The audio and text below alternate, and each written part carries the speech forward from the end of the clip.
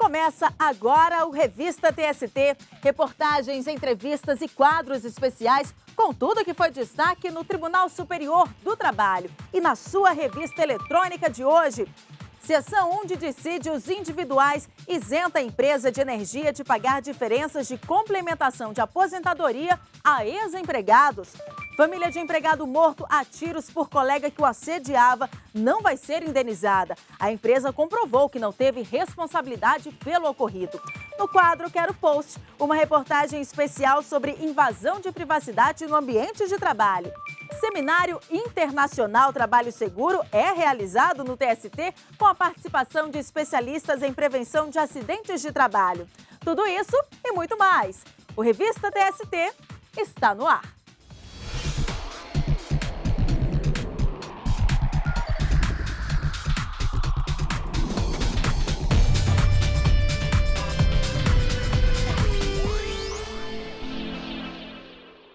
A empresa de energia de São Paulo, que foi substituída por outra companhia, não vai ter que pagar complementação de aposentadoria a ex-empregados. O caso foi julgado pela Seção 1 de dissídios individuais.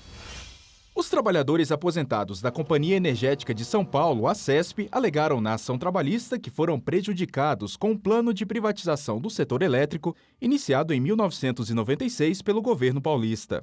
Os aposentados disseram que depois que a outra empresa assumiu o serviço, a aposentadoria complementar deles passou a ter um valor menor que o que era pago diretamente pela CESP com recursos de um antigo fundo de pensão. Como a responsabilidade foi transferida para a nova empresa, o governo de São Paulo propôs um convênio e assumiu os pagamentos da Previdência Complementar, mas com regras diferentes e menos vantajosas aos ex-empregados. O TRT da 2ª Região, na capital paulista, havia determinado o pagamento das diferenças aos aposentados, mas afastou a chamada responsabilidade solidária da CESP, ou seja, entendeu que a antiga companhia não deveria ser responsabilizada pelos débitos juntamente com a nova empresa. O caso chegou à 7ª turma do TST, que adotou o entendimento contrário. Mas, depois de um novo recurso, a tese do regional acabou prevalecendo na Seção 1 de dissídios individuais do TST. O relator, ministro João Oreste Dallazen, citou o artigo 233 da Lei das Sociedades Anônimas, que diz no parágrafo único que as empresas que substituírem outras em caso de cisão podem assumir integralmente as obrigações da empresa cindida sem responsabilidade solidária.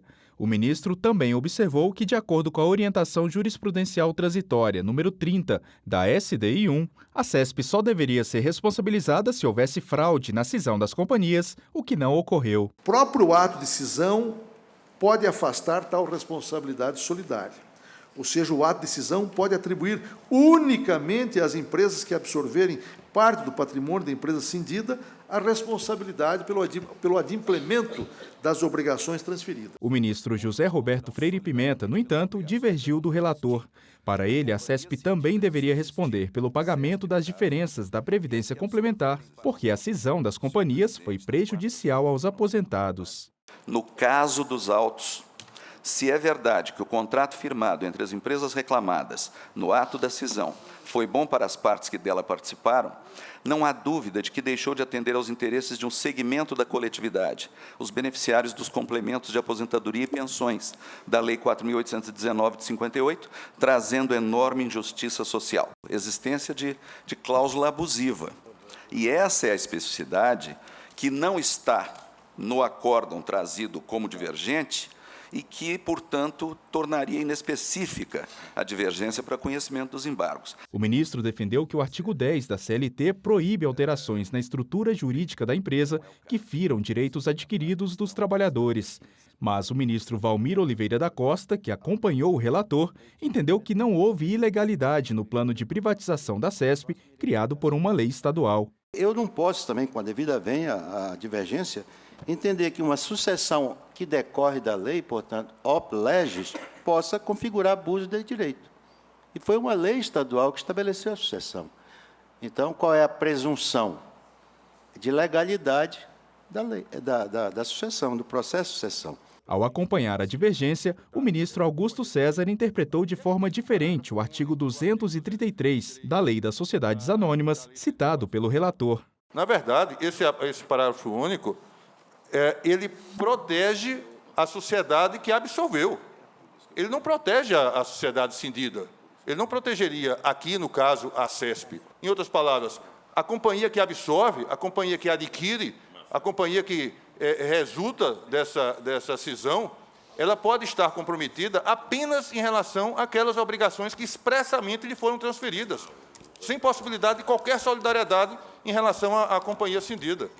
É rigorosamente isso que está no parágrafo único do artigo 233. Não há proteção aqui à companhia cindida. Votaram pela não aplicação da responsabilidade solidária da CESP os ministros João Oreste Dallazen, relator, Ives Gandra Martins Filho, Brito Pereira, Renato de Lacerda Paiva, Aloísio Correia da Veiga, Márcio Eurico Vitral Amaro, Valmir Oliveira da Costa, Alexandre Agra Belmonte e Cláudio Brandão. Ficaram vencidos os ministros José Roberto Freire Pimenta e Augusto César de Carvalho. Com a decisão por maioria, a Companhia Energética de São Paulo não vai responder pelos débitos da Previdência Complementar dos trabalhadores aposentados. E você pode assistir às sessões de julgamento do TST em tempo real pela internet. Entre no nosso portal www.tst.jus.br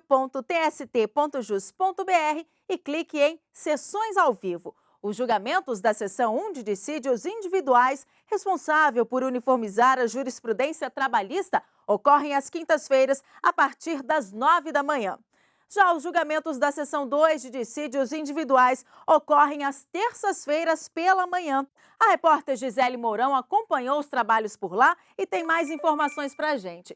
Olá, Gisele, o que você traz de destaque? Olá, Ana. Eu trago um caso julgado pela SDI 2 sobre um processo envolvendo a Seva, empresa de operação logística, e um trabalhador. A discussão girou em torno de um acordo homologado e duas ações. Foi fechado um acordo em primeira instância em que seriam quitadas as verbas da primeira ação e todas as dívidas do contrato de trabalho. O problema é que a segunda ação contra a empresa continuou existindo, impedindo que o contrato de trabalho fosse extinto, demonstrando erro material no acordo. Eu volto com você, Ana. Ok, Gisele, muito obrigada pelas informações. E veja agora a reportagem completa sobre o julgamento desse caso. O trabalhador entrou com duas ações na Justiça do Trabalho Gaúcha, pedindo o pagamento de diversas verbas trabalhistas. A primeira ação resultou em um acordo que foi homologado, dando quitação em todo o contrato de trabalho. Mas o problema foi que havia uma segunda ação sobre esse mesmo contrato ainda em tramitação. Por isso, a primeira instância retirou a quitação total, alegando erro material no caso, definindo apenas os pagamentos relativos à primeira ação e não sobre todo o contrato.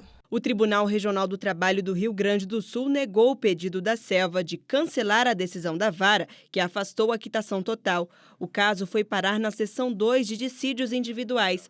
O relator, ministro Emanuel Pereira, entendeu que não houve erro material no caso. Constatada a violação do direito líquido e certo da impetrante de ver cumprido o acordo, impugnável apenas por ação rescisória, deve ser concedida a segurança para cassar a ordem que alterou a ata de acordo nos autos da ação trabalhista. As parcelas trabalhistas constituem uma repetição da reclamação trabalhista anterior.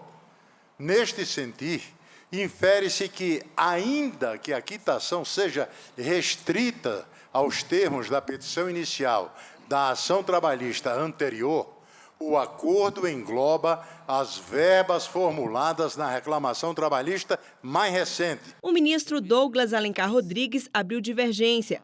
Para ele, ficou demonstrado que a retirada da quitação total poderia ser feita por haver erro material, não ferindo o direito líquido e certo da empresa. Ou seja, o juízo não cometeu nenhum ato abusivo contra a Seva ao fazer a mudança no acordo. Na parte final desta mesma ata, consta a quitação pela inicial e pelo extinto contrato de trabalho. E a matéria foi suscitada numa segunda reclamação trabalhista, que foi distribuída à 4ª Vara do Trabalho de Gravataí, e a juíza, então, determinou a expedição de ofício ao juízo da 2ª Vara, da mesma cidade de Gravataí, para que esclarecesse aquela contradição. E, ao enfrentar a matéria, a ilustre autoridade reputada coautora faz alusão, em primeiro lugar, ao alcance limitado da quitação que foi concedida na sua presença pela parte trabalhadora, quitação limitada aos pedidos deduzidos na inicial daquela reclamatória. E acrescenta que a quitação ampla, inserida ao final daquela ata, seria o padrão utilizado pelo sistema de informática, então utilizado no âmbito da Egrégia 4ª Região. E a juíza, inclusive, faz, aqui com uma censura talvez velada, a ilustre advogada da parte empresarial, que ela estava presente na audiência e sabia qual fora o alcance da quitação então concedida. O ministro Vieira de Mello Filho também entendeu que houve erro material no caso. E o que diz o relator, o redator originário com voto prevalecente? Há um erro material. Em face do erro material, eu não posso dizer que há ilegalidade ou abuso. E por esse fundamento não se concedeu a segurança.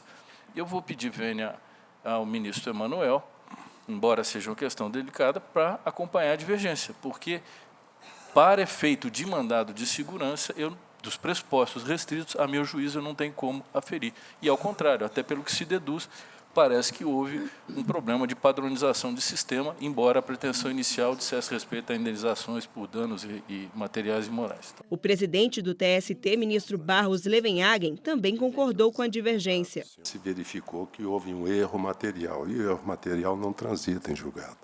E ali se explicitou aquilo que nós já sabemos muito bem, que na primeira versão foi quitada a inicial e numa segunda versão incluiu-os, não digo deliberadamente, mas por um erro, e se esclareceu esse erro através da informação do juiz. Por maioria, os ministros da SDI 2 negaram o recurso da SEVA, ficando mantida a decisão do TRT, que reconheceu o erro material no caso e excluiu do acordo a quitação total do contrato de trabalho. E daqui a pouco, invasão de privacidade é o assunto do quadro Quero Post desta semana.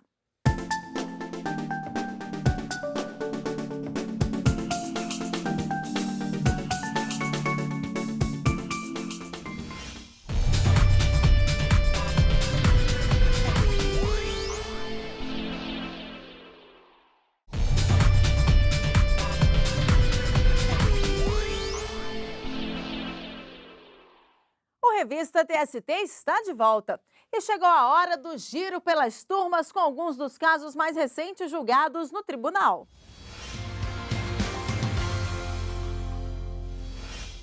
E o nosso giro começa com o destaque da sexta turma. Uma ex-empregada do extinto Banco Nacional de Crédito Corporativo não vai ter direito ao pagamento de horas extras devido à diferença de jornada, após ser readmitida pela lei da anistia. A relatora do caso, ministra Kátia Magalhães Arruda, aceitou o recurso da União e reformou o entendimento do TRT Gaúcho. Para a ministra, a empregada não tem direito às horas extras solicitadas em função da ampliação da jornada de trabalho, porque o caso se refere à readmissão e não reintegração, tratando-se, portanto, de um novo contrato de trabalho. E a primeira turma do TST reformou decisão do TRT de Campinas e determinou que a Fundação Educacional de Fernandópolis pague a uma professora R$ 64 mil de indenização por danos morais. A instituição publicou em jornais locais e na internet o motivo da demissão da professora.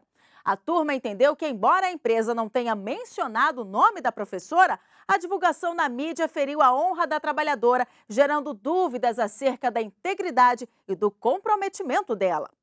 E a sétima turma não aceitou o recurso da família de um empregado morto a tiros por um colega dentro da empresa onde trabalhavam. Ele foi assassinado por não ceder ao assédio sexual do colega.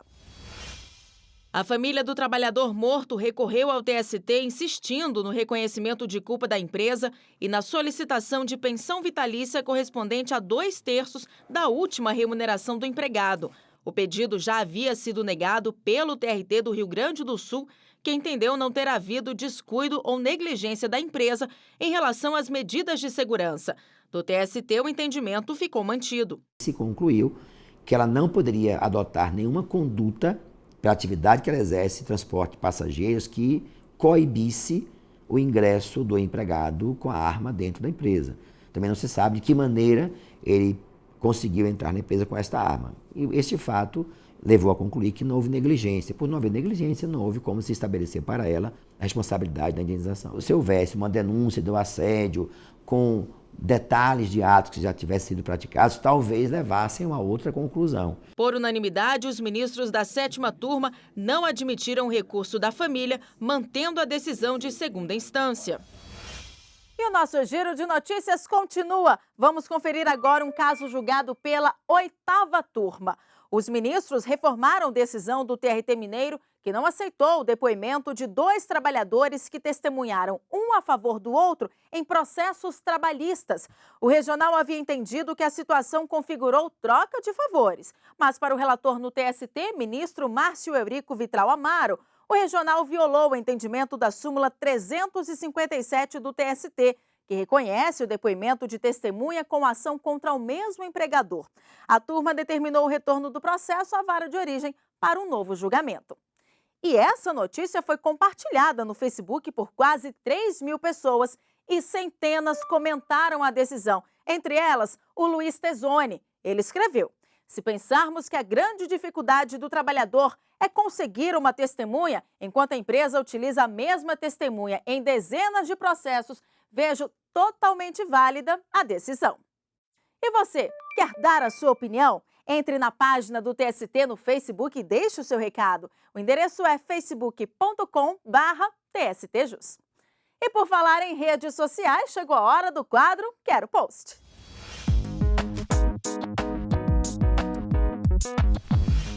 E pelo Facebook, a Silvânia Matos de Oliveira quer saber se o empregador pode instalar no computador do empregado um programa para saber tudo o que é acessado. Ela pergunta: ele tem respaldo na lei ou isso é invasão de privacidade? Bom, a resposta você confere agora na reportagem.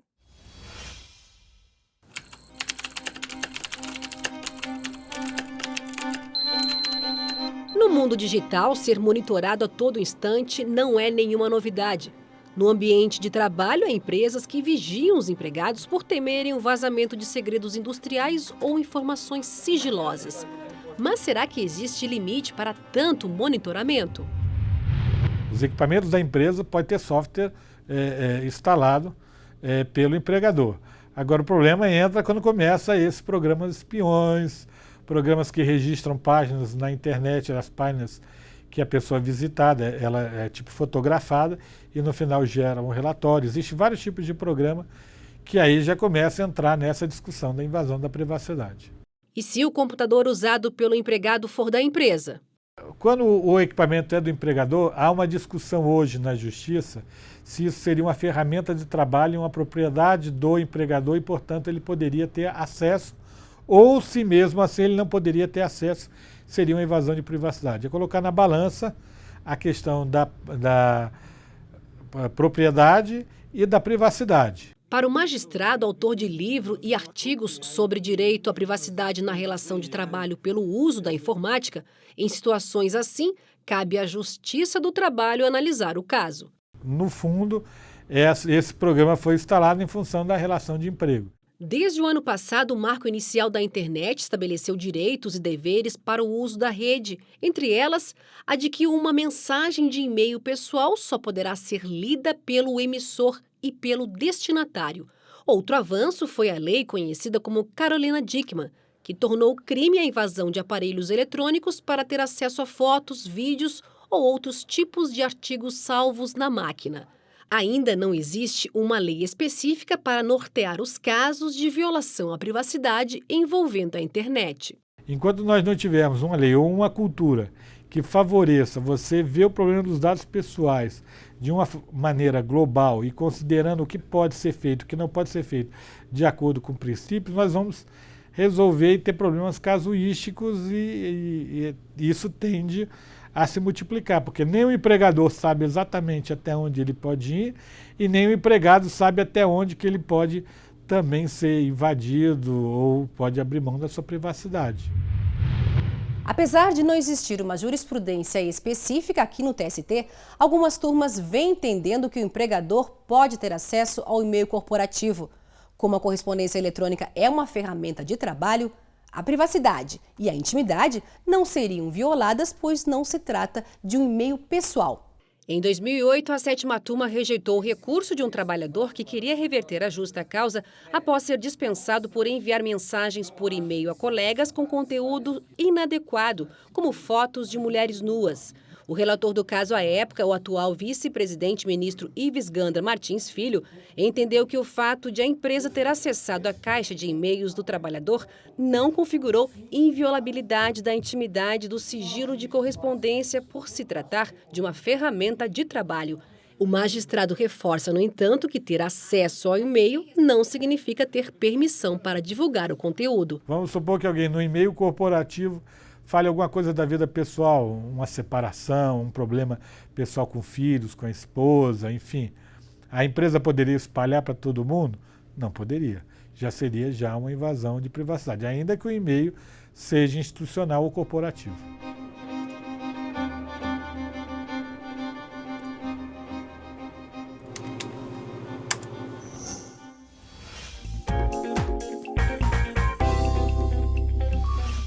Em agosto deste ano, o tribunal lançou o aplicativo do TST, que facilita o acesso a todas as notícias produzidas pela Corte.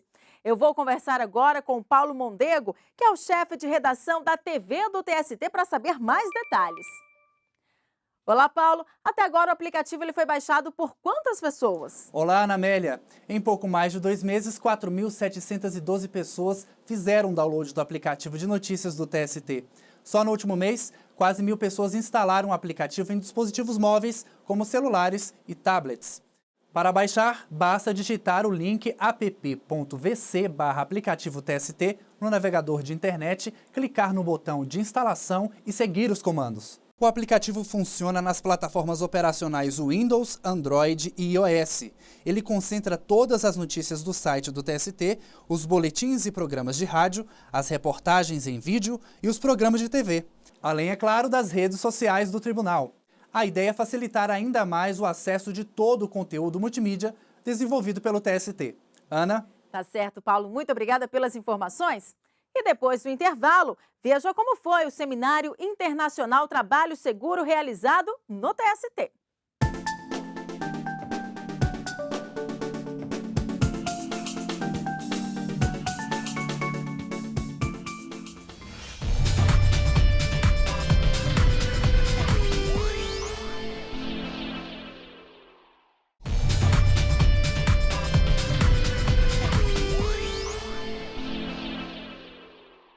O Seminário Internacional Trabalho Seguro reuniu no TST especialistas em prevenção de acidentes de trabalho e doenças ocupacionais. Veja como foi o evento. A segurança do trabalhador nas mais diversas áreas de atuação dominou as discussões durante os 3 dias do Seminário Internacional Trabalho Seguro, realizado no TST. O presidente do tribunal, ministro Barros Levenhagen, abriu o encontro. O Anuário Estatístico da Previdência Social demonstra que somente no ano de 2013 ocorreram 2.797 mortes vinculadas ao infortúnio do trabalho, sendo mais de 500.000 acidentes do trabalho com ACAT registradas. São números alarmantes, comparáveis a mazelas outras da atualidade, tais como a violência urbana ou até mesmo algumas situações de pura guerra civil. Um trabalho livre de acidentes, doenças ocupacionais ou estresse significa qualidade de vida. Esse foi o tema da conferência do médico Drauzio Varela, e ele lembrou que essa qualidade também traz vantagem para o empregador. Uma pessoa que faz um determinado tipo de trabalho especializado ou não, mas que foi treinada para executar esse trabalho, ela não é substituível por outra destreinada, né? Eles sabem disso, eles sabem que quanto custa você ter um funcionário que exerça a sua função com habilidade, né? Com tantos riscos, como tornar o ambiente profissional um lugar seguro? Eu digo que a questão ainda é de consciência, de educação. Falta consciência para prevenir. E aí, este seminário se insere nesse contexto, para que nós conheçamos os problemas, discutimos os problemas e podamos prevenir os acidentes de trabalho. É um pouco como deixar de lado aquela ideia que muitas vezes se tem de que o acidente de trabalho é um mero infortúnio, é algo que acontece em razão da incerteza que se tem a respeito das condições de trabalho. Na verdade, hoje se tem claro que o acidente de trabalho ele tem causas conhecidas e causas que podem ser evitadas. O ministro do TST, José Roberto Freire Pimenta, lembrou que os males causados por um acidente de trabalho não atingem só o trabalhador. A Previdência Social sofre um efeito muito grande quanto à necessidade de custear a recuperação desses trabalhadores. E quando o ambiente de trabalho muda com a tecnologia? O doutor em Direito do Trabalho pela Universidade de Milão, Giuseppe Ludovico, falou sobre o reflexo psicossocial da transformação do trabalho. Na Europa abbiamo un sistema molto organizzato, un sistema molto regolato di prevenzione che ha dato i suoi risultati, i suoi effetti. Ad oggi in Italia e nell'Unione Europea il numero di infortuni e di malattie professionali è diminuito, è fortemente diminuito rispetto al passato. Questo può essere un esempio molto utile per il Brasile. O auditor fiscal Mauro Miller coordena uma força-tarefa para identificar e desativar equipamentos que representem risco iminente. A utilização de máquinas e o ritmo exaustivo para os trabalhadores em frigoríficos são alvos de inspeções pelo Ministério do Trabalho e Emprego. Nós já fiscalizamos 15 grandes plantas lá no Rio Grande do Sul e ocorreram 11 interdições.